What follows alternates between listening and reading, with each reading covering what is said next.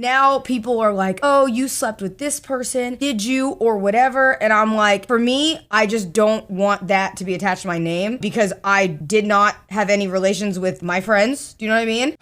The plight of the woman streamer. The situation is getting out of hand and people need to talk about it. Over the past couple of months, one of the biggest stream collaborations has been Cinna and Agent. And hell, even Cinna herself in her own ascension has been something to be studied. But a lot of people would argue that it's because she was linked to Agent, she had such a meteoric rise. They even got nominated at the Streamy Awards for Best Collab Stream. Last year, Cinna Britt saw her rise start, and with that rise, she decided to partner with some of the creators in the WL space, and that led her to crossing paths with another rising streamer, Agent 00, and they linked each other in what seemed to be content matrimony. What the hell is you hitting? That's what you get. Don't ever talk to me like that again. Cinna, stop hitting me. You came in there and you yelled at me. You're yapping. It's not a goddamn yap. Oh, God. Now, naturally, with any boy-girl pairing, or hell, even girl-girl pairing, or maybe even boy-boy pairing these days, there's going to be a subsection of people who are going to hyperfixate on the fact that there is some sort of intimate and romantic connection between the two. Now, I will say this, and this does not help Cinna and Agent's case. One, they kind of played into it. Is it weird if I say that I wanted to be the throat goat, but... That's so... Why would you say that? Two, they never squashed it. From the beginning, it probably should have been established that, hey, we are not in some sort of relationship. And all of this, what we have to remember, is coming off of Agent doing those streams with Jalan, who they did a whole dating series, and that situation ended up messy, and now we can't find Jalan to save our lives. But literally, this precedent had been set that anytime Agent was on stream with a woman, that they were romantically linked in some way, shape, form, or fashion. And so now when the fans start to make edits shipping Agent and Cinna, it probably would have been the best idea to kind of go ahead and squash some of those things, but they didn't in the beginning.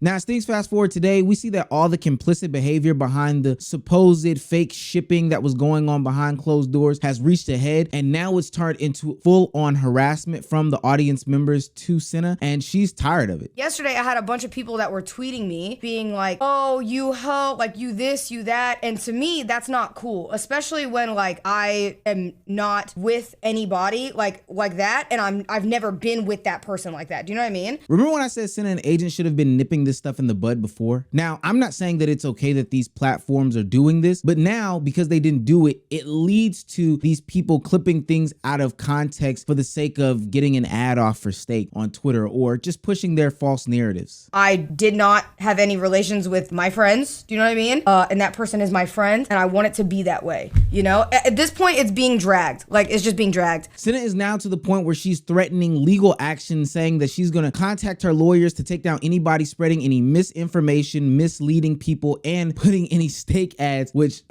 Elon, address the steak ads. But anybody putting any steak ads on her content that have any sort of false narrative surrounding her and her relationships with Agent, Silky, any other male content creators. And I've got to say, this response is well warranted because for the past couple of months now, hell, since she's linked up with the WL community, it's been nothing but shipping her, putting her in nasty lights that aren't even necessary, making her the sexual object of the male desire in the WL community. I mean, they've made these gooning edits with Silky. Like, have y'all seen some of this stuff? I was doing good. I will allow this one yacht, and that's it. Don't No. lean back, Silky. Wait, hold on, look. Why are you replaying it, Was that always Silky? there? I will allow this one yacht, and that's it.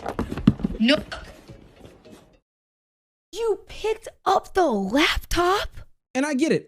I know people are going to say that she's playing into it, he's playing into it, this is just the content. But then it turns into people taking just regular pictures of her being on stream, dressed to partake in stream activities, wearing fucking Fabletics gear, and turning her into something that she's not, like participating in hoe culture. Now, I will say it's a double-edged sword because in half of it, she is participating in it, but to the other half, people are taking it to the farthest extremes, like super far extremes. And this is parasocial mixed with weird fear mixed with addiction. And ultimately, everybody that's behind the computer screen should have something better to do than talk about these fake relationships that go on in this, I don't know, content creator sphere. It's funny because a lot of men watch the WL community. A lot of men have these ideas of women that say, oh, well, why are y'all worried about this celebrity's relationship and that celebrity's relationship? When the whole time they are worried about celebrities' relationships, they're just different celebrities. They're your favorite streamers. It's not just in this situation. Like I mentioned earlier, Jalon has had to deal with some of these situations directly regarding Agent. And also Connie has had to deal with the over-sexualization when it comes to being a streamer, having people talk about her body or how ugly she is or talk about what they would do to her, etc., etc. And the same thing with Kalani Rogers. Now, all of these women are different in their own regards, and how they handle the situation differently is different in and of itself. But the problem is the overarching theme of why are we over-sexualizing these content creators? Now, I am sitting here seemingly spinning a lot of the blame to the audience members and their parasocial relationships with their favorite content creators. I do have to say that the creators do play a part in this. Hell, seemingly making content out of their relationships, whether there be a lack thereof or whether there be this fake shipping or maybe there's something actually to it. Making this sort of content based off of this and egging on the joke only leads to many people continuing down the ideology and thought process as to why this stuff happens or as to what's going on or putting these people in these fake relationships. And nastily, it ultimately leads to the over-sexualization of these people, but it is a byproduct that is only egged on by the content creators themselves. Have you had interactions with Cinna? No. He lying, he flying. Whoa. Maybe ask that one more. Have you had interactions with Cinna? No. I thought you said you weren't gonna lie.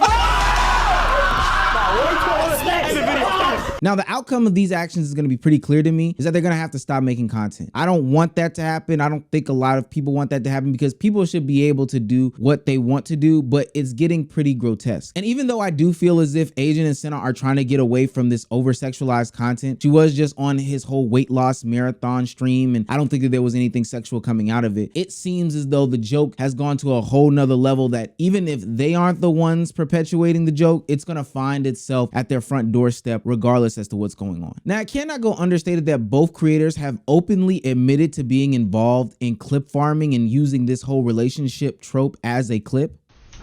Yo. You gifted me 100, Sam.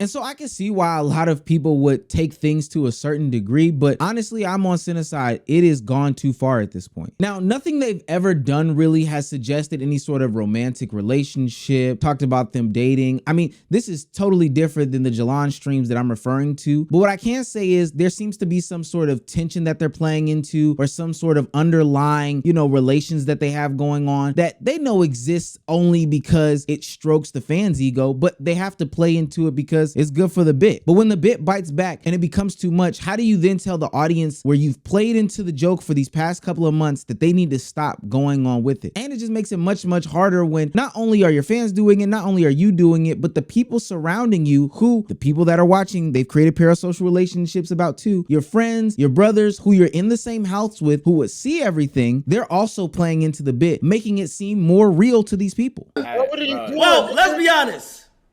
Cinna unplugged the Wi-Fi network from him.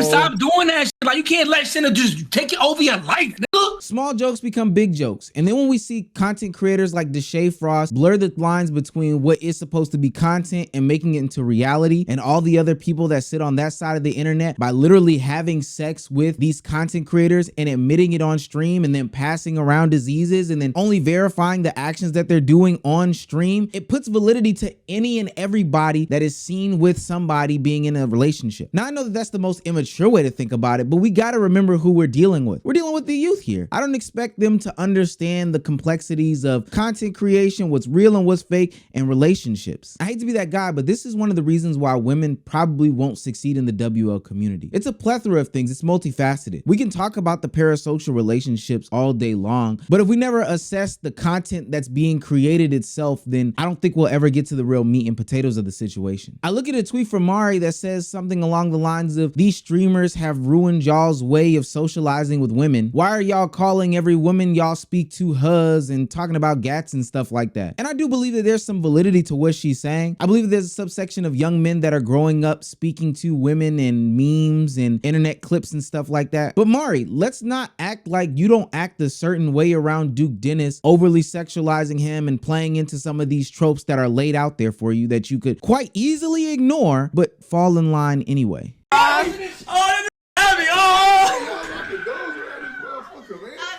bro, yo, bro. I'm talking about some.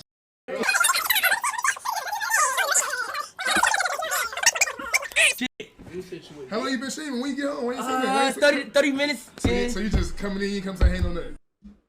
Everybody got their top. I think that your audience is a reflection of you as a content creator. And I've been standing on that point for a long time. So if you have an audience that is very anti this, racist that, you know, really nasty when somebody comes on stream, that's probably because you allow it, you condone it, and you make content based on it. If you have an audience that is pro men and anti women or pro women, anti men, then that's because you create content like that. If you have an audience that is very frugal with their spending, it's probably because you created that audience. Like-minded people hang around like-minded people. So if you want to see your audience change, you yourself is probably going to have to change your content. Now, with that being said, I'm not condoning any of these things that are going on in this community, but what I do see in other communities is that people can make content boy and girl and not get the same sort of reactions or nasty parasocial relationships that these other content creators are able to get. With all that being said, if you're making those nasty Cinna Brit edits out there, please stop. Like, for real, stop. You're a disgusting person. Go outside, touch grass, and the same old tropes. Talk to women. But most importantly, get out of people's pants. If they were having sex, what does it matter? They're not having sex. What does it matter? What does what they do with their private parts matter to you? And why do you feel like you have to make videos like this? Now, I've talked to great lengths about what goes on with female content creators in the WL community specifically, and there's a whole bunch of stuff that you could check out in this other video that will let you know why female streamers have such a hard time thriving in the WL community.